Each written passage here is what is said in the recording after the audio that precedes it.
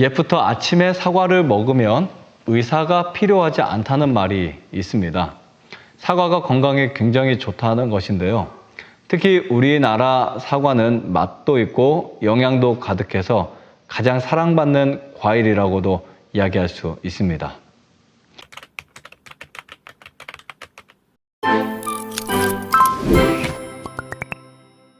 안녕하세요. 나암힐링센터 방태환 원장입니다. 사과에는 몸에 좋은 성분이 정말 많이 들어있습니다. 사과는 100g당 57칼로리로 다른 과일에 비해 다소 높은 칼로리를 가지고 있습니다. 그래서 대략 사과 한 개가 140칼로리로 보면 2개 정도를 섭취하게 될 경우에 공깃밥 한 공기를 섭취하는 열량과 비슷하다고 볼 수 있습니다. 사과는 약 85% 이상이 수분으로 이루어져 있고 콜레스테롤이 없고요. 사과 100g에는 칼슘 6mg, 철분 3mg, 마그네슘 5mg, 칼륨 100mg, 식이섬유 1.5g, 엽산 0.5g 정도가 들어있으며 그 외에도 비타민 C, A, B, E, 베타카로틴, 안토시아닌, 퀘르세틴, 니아신, 레티놀, 소량의 단백질 등이 들어있습니다. 이러한 성분들이 우리 몸에 끼치는 영향은 매우 많습니다. 앞으로 가을철 사과가 계속해서 나오고 있는데요. 이 사과를 잘 드시면 정말 많은 도움이 되실 수 있습니다. 사과를 드시게 되면 첫 번째 심혈관 질환에 도움을 줍니다. 사과에 함유되어 있는 칼륨이 나트륨을 체외로 배출시켜주고 수용성 섬유질이 다량 함유되어 있어서 혈중 콜레스테롤 수치를 낮추는 효능이 있습니다. 거기에 플라보노이드가 많이 들어있어서 혈압을 낮추는 데 도움을 주는데요. 사과 속에 칼륨이 나트륨과 수분이 과도하게 체내에 축적되지 못하도록 배출하는 데 도움을 주어서 고혈압 관리에도 아주 좋은 과일이라고 볼 수 있습니다. 그리고 심장 질환을 예방하는 효과도 있습니다. 특히 에피카테킨이라는 성분이 뇌졸중 발병률을 낮추는 효과도 있다고 합니다. 또 LDL 콜레스테롤 수치를 낮추고 항산화 작용까지 해주니 혈관 건강에 정말 큰 도움을 주는 식품입니다. 두 번째는 제2형 당뇨 예방에 도움을 준다는 건데요. 하루 한 개씩 매일 섭취한 사람이 그렇지 않은 사람보다 제2형 당뇨병 발병률이 25에서 30% 정도 낮아졌다고 합니다.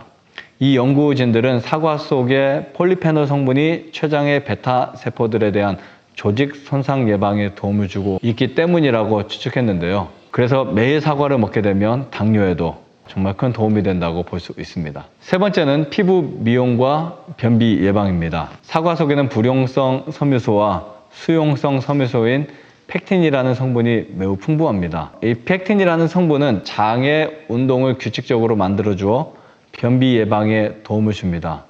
그리고 피부에 넓어진 모공을 수축시켜 피부를 맑고 예쁘게 만들어줍니다. 피부 미백, 노화 방지에도 도움이 되고요.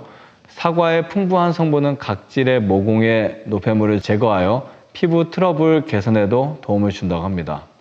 네 번째는 항암과 면역력을 강화시켜 주는 것입니다. 사과 속의 플라보노이드는 항암 물질을 생성해서 암의 성장을 억제하는 데 도움을 줍니다. 특히 트리터페노이드라는 성분은 간암, 대장암, 유방암 예방에 많은 도움을 줍니다.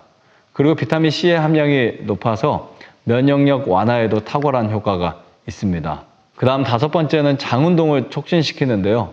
펙틴은 대장암 예방에 좋은 지방을 증가시켜주고 폴리페놀은 장내에서 항암 물질의 생성을 도와주기도 합니다. 몸에 유익한 비피더스균의 활동도 활발하게 해서 병에 대한 저항력을 매우 높여줍니다. 그래서 장 건강에 도움을 줍니다. 그뿐 아니라 펙틴은 체내에 쌓인 중금속, 이물질, 발암물질 등을 제거하는 데 효과적이라서 요즘처럼 환경오염으로 인해 체내에 쌓이는 중금속이 걱정되는 시대에는 무조건 섭취해야 하는 식품이라고 저는 추천드리고 있습니다. 그 다음 여섯 번째는 호흡기에 큰 도움을 줍니다. 항산화 물질이 폐에 큰 도움을 주는데요. 여러 연구에서 사과를 주기적으로 섭취한 사람들이 호흡기 질환 발병이 대체로 낫다는 결과가 나왔습니다. 영국의 한 대학의 연구 결과에 따르면 일주일에 2개 이상 사과를 섭취한 경우 천식 발생률이 20% 이상 낮은 것으로 밝혀졌는데요. 이는 퀘르세틴, 플라보노이드 성분에 의한 것으로 폐 기능 강화, 회복 등을 도우며 평소 호흡기 질환이 있었던 경우 증상의 개선과 예방에 도움을 준다고 합니다. 그리고 폐암의 발생 위험도를 44%까지 낮춘다고 하니 호흡기가 약한 분들은 섭취하시면 매우 좋을 것 같습니다. 7번째는 다이어트에 도움이 된다는 것입니다. 풍부한 식이섬유가 포만감을 오래 느끼게 해주어 체중 감량과 조절에 도움을 줄 수 있습니다. 그 다음 8번째, 치아와 잇몸 건강에 도움을 주는데요.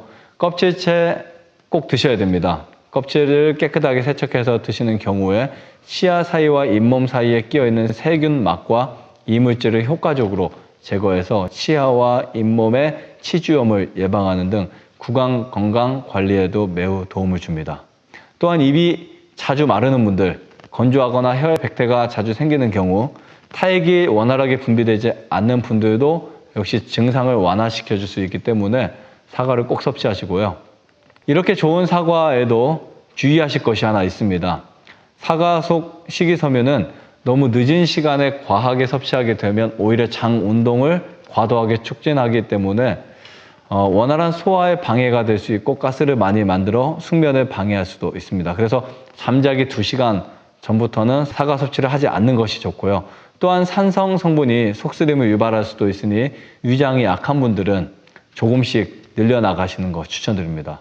또 한 가지 주의하실 것이 있는데요. 사과씨에는 청산염 성분으로 알려져 있는 아미그달린 성분이 들어있기 때문에 사과씨를 섭취하시면 안 됩니다. 이것을 섭취할 경우에 복통과 설사를 유발할 수도 있기 때문에 주의하시는 것이 좋고요. 맛과 영양이 풍부한 사과를 잘 섭취하셔서 더욱 건강하고 아름다운 생활을 하시기를 바라면서 건강 정보를 마치겠습니다. 다음 시간에는 제가 사과를 어떻게 섭취해야 되는지에 대해서도 준비해서 찾아뵙도록 하겠습니다. 감사합니다. 좋아요, 구독, 안내자전 눌러주세요. 눌러주세요. 눌러주세요.